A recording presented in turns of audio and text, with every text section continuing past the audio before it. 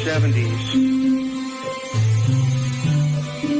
the Transcendental Meditation Movement and a number of other people did some studies on what happens when people meditate in terms of what goes on in the brain. And the connection between different brainwave patterns and meditation was established.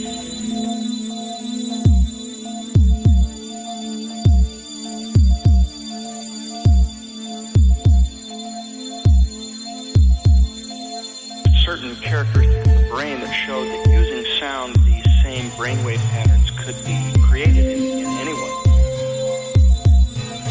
We could actually put people in brainwave patterns